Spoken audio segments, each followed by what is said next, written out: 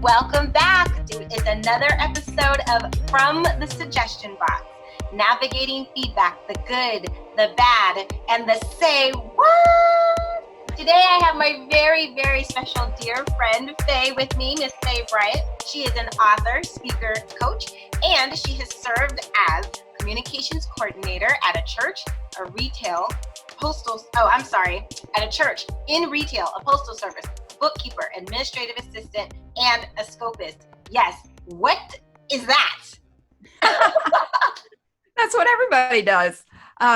What a scopist is the person who comes along behind a court reporter to make sure that the transcripts are what they call clean, to make sure that you don't have the court reporter language is an entirely different thing than English. I'm sure. Because at times they have to take down 300 plus words a minute. What? Yeah, it's crazy. It averages about 225. Wow. So as they're trying to get that down, that's why if you ever watched one, that's why it just looks like they're just. Yeah. And so that language, they have computer assisted transcription software, but it doesn't always transcribe what they've put in. And so people who are scopists come along behind them and make sure that everything is translated and that commas get thrown where they're supposed to and that kind of thing. I love it. Fun. Yeah. The things that you just never knew existed in the world. Who would have known? But that is amazing, because I'm sure it is a very important job, because that could really make, those little details could be huge in a case. So you don't want to have that messed up, I'm sure. Well, the importance of a comma. Let's eat, Grandma. Let's eat, comma, Grandma. Yeah. Man, it makes a world of difference. Oh my goodness. Right. And just so you all know, Faye is also nominated for an Author Academy Award. Her books have been touching so many lives, and they're up for an award. Do you want to tell them a little bit about that before we get started? I'd be happy to. As you can see, I have them here. This is Louise. It is the first in the Grandma, Mom, and Me saga. It is the story based on my own grandmother's life. She, born in 1899, endured so many different things. She had a lot of loss in her life, but her faith remained strong. Second is Elena, based on my mother's life. And that was also there was a lot of fun involved growing up on the farm there in Arkansas. But then there were some bad parts too, some tragedy, some trauma. And like her mother, her faith held out. And then the third part that I'm working on now it will be called Beth, and that is based on my life. And there's been stuff, lots of stuff, and trying to not put everything in because, it'd be like War and Peace. But yes. Yeah. So are they fiction or nonfiction? They are fiction. Okay. They are based on these lives, but, I didn't know all of this stuff from my grandmother's life. So, I knew some of the pieces. Yeah. So one of the most fun parts to write in that one was in doing the family history, we had found out that my grandmother's mother died when she was just a year old. Okay. And then there was a second wife. We found the marriage certificate for this second wife, but then there's nothing. No death certificate, no divorce decree, nothing. She just disappeared. And so what I wrote in the book was that as they were traveling from Illinois to Arkansas, that something happened that caused her to not make it to Arkansas. Interesting. So, yeah. I'm intrigued. Now. I just think, and this is just my personal preference, I think the last name of the book should also be an E, because you've got like Eloise and Elaine, and like it just should like the E's. Oh no, this is just Louise, not Eloise. Oh, Louise. Oh, okay. All right. Never mind. Yeah. I take it all back. Active listening. Yeah. All right. So anyway, let's get down into the dirty of it. So we are talking about feedback. We are talking about, and I'm sure as an author, and a speaker, that you have been in a situation that you have either asked for feedback or you got it not necessarily willingly, unsolicited. But let's talk about it. So let's start with maybe the best piece of feedback that you received. Especially, I always love the ones that where it was hard to hear, but you are so glad that the person told you because it's exactly what you needed in order to grow and to be successful. Do you have anything like that? Well, let me go with the first thought that you had, the best ever feedback. Okay. That was actually talking about as speaking. I had shared a message at a Celebrate Recovery meeting and in the big gathering, and which is kind of like speaking at church. And the message that I shared, and I used props, was about dropping the baggage. Okay. And the young man that gave me feedback 2 years later was, you have no idea how that message changed my life. And seeing that he was now clean and sober and back home with his wife and sons was amazing. Ooh. So that was like the best ever. I think I've walked on clouds ever since. The hard, unsolicited kind. I probably I do freelance work for a company, and they want things done a certain way. Mm-hmm. And basically I am filling in where the CEO used to do these things. Okay. No pressure there. None. Yeah, not at all. Hello, yeah. And so, for the longest time, he was coming along behind me on everything. Oh, that's the worst. But so kind in the way that he did it was, you're improving. I see it. I know you're going to make it. Maybe we can make these changes. And then he told me those changes. I like that approach, like coming at it with, like the whole killing them with kindness type thing. I like that. I kind of like that. That works. Okay. Because it softened the blow. For sure. It wasn't like saying, look at this red mark. Look at this red mark. Yeah. You see this? You could have done, because I've actually had a boss at one time who, even though she trained me, and even though I did it just like she trained me, she would just tear me up. Yeah. Yeah.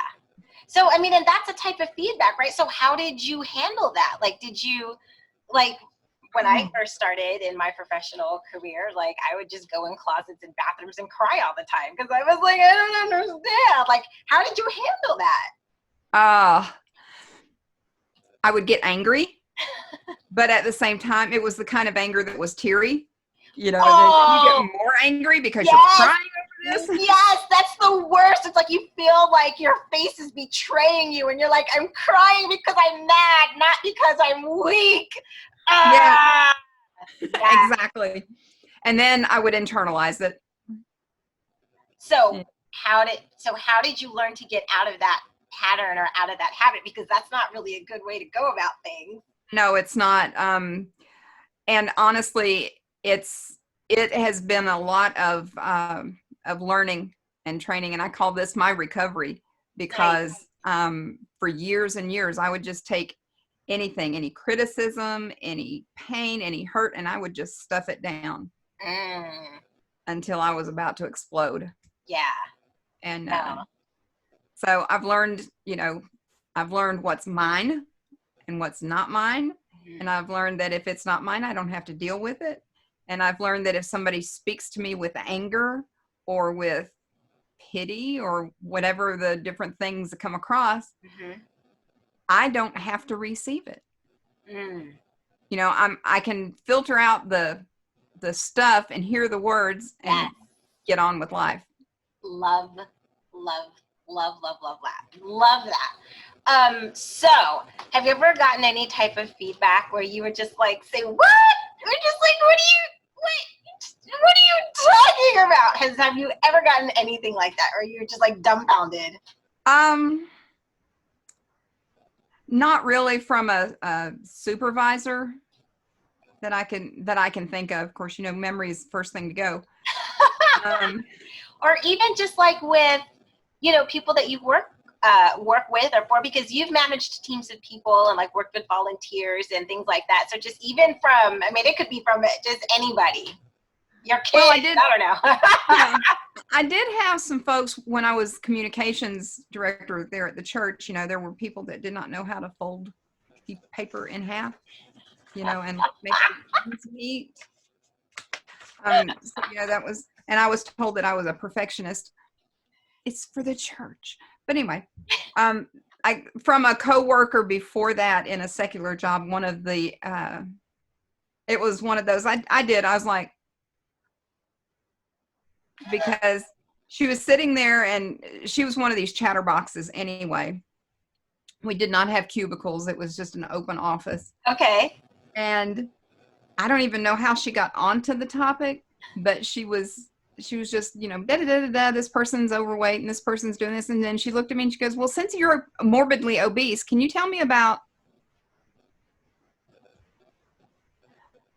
Exactly. I don't even know what to say. I know I asked for it, but oh my gosh, like, how did you respond to her? I, in that moment, I was too shocked to say anything. I couldn't trust my words, and I couldn't trust getting up from my desk because I probably would have gone over and hurt her. Yeah.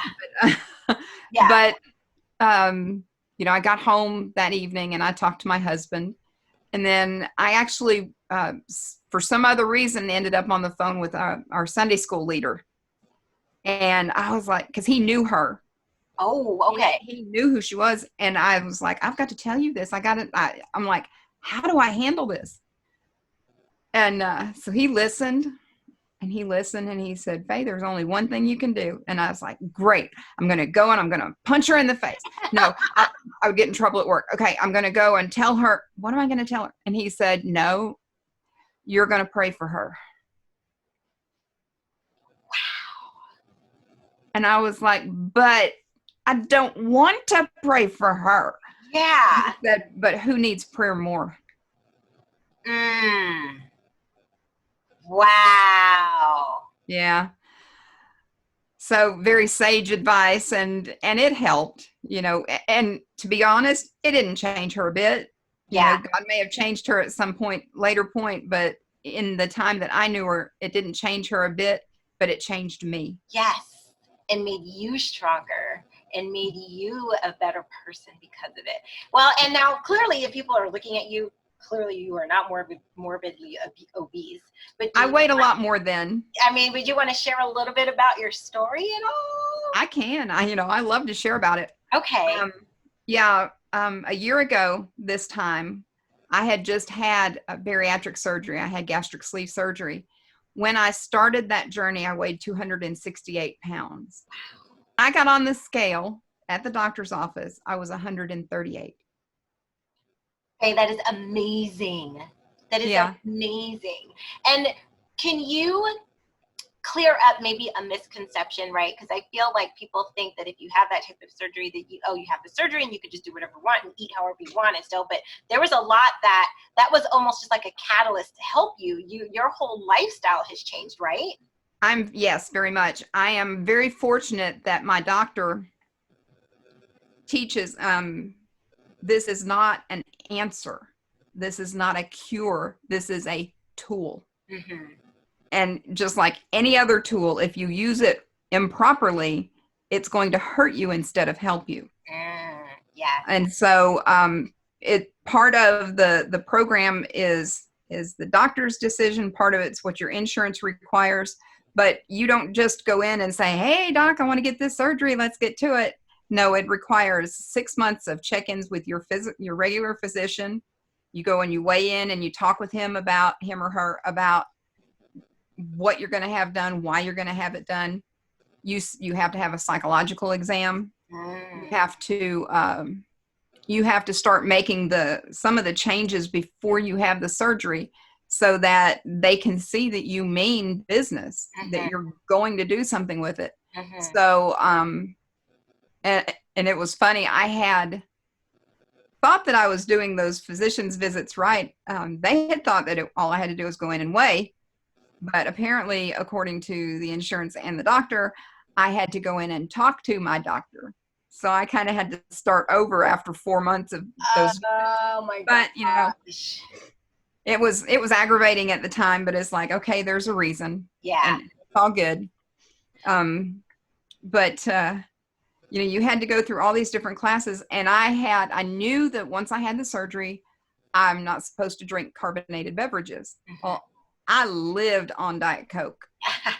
I mean, that was my water. Oh, geez. I mean, it had water in it. Right? Exactly. No. So, I know myself well enough that if I had waited until I had the surgery, I would resent not being able to drink that soda. If I had waited, I would resent having to give up my sodas. Okay. Because it would be the surgery causing it. But in February, I made the choice to stop it.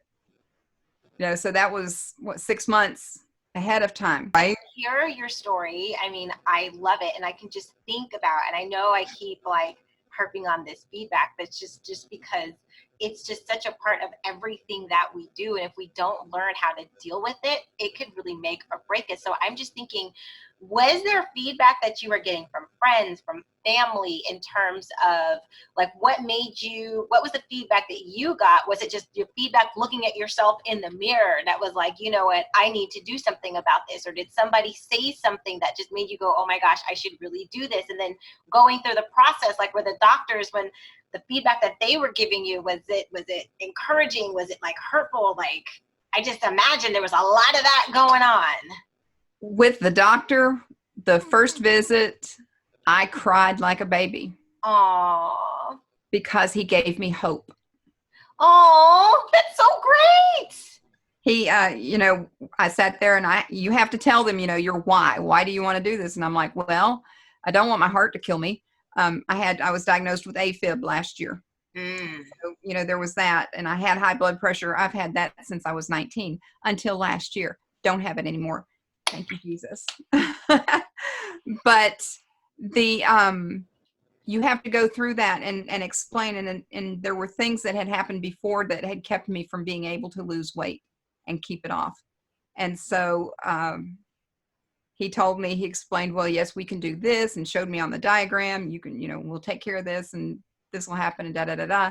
He has his staff members come in, a nutritionist and the one that will coordinate everything and all this. And those women were his patients as well. So, they're sitting there telling me how they've done and things that they've learned. But that first visit with him was just, it gave me hope. And so I'm sitting there, he's handing me the tissue, and I'm just like, I'm sorry. But before that, my husband always has said, I love you. I think you're beautiful. And if you want to lose weight, you make sure it's for you and not me, because I'm not going to love you any more or any less. All right, Whitney, can we duplicate him, like clone him a couple of times? Hell yes. Yes. Yeah, he is just a jewel. And after the surgery, then, he was complimenting me. The staff at the doctor's office was complimenting me. People at church that finally got to see me after about 6 weeks were complimenting me. And the thing, though, that they taught is and I know you've seen my posts about this, is non-scale victories. Yeah. You can watch the scale go down. That number, it'll go from, 268 to 265 and but it's just a number. Yeah. It's not something you can just celebrate over and over. So they tell you non-scale victories. So the 3 that are that stand out the most to me was when I was able to go to a movie theater and sit down in the seat without my sides having to squish down between the arms of the chair. Yeah. I sat down and there was room. I had my elbows down beside me. You're like, woo!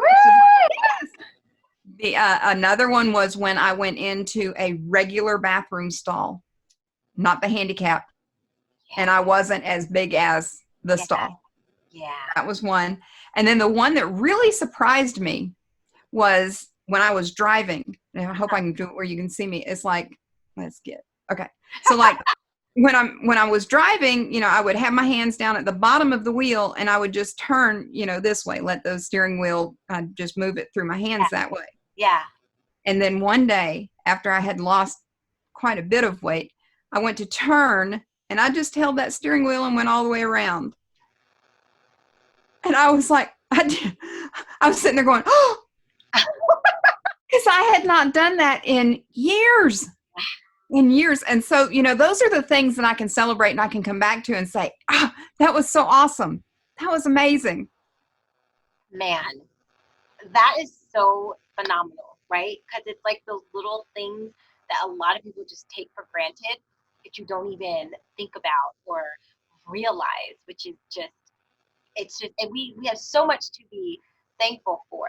Today we were actually talking to a young gentleman, and he is blind, and he was just talking about he's been blind from like 3 years old. So he, you know, there's a lot of things that he's never seen, and he's like, I'm okay with it. You know, that's how my life is. I'm okay.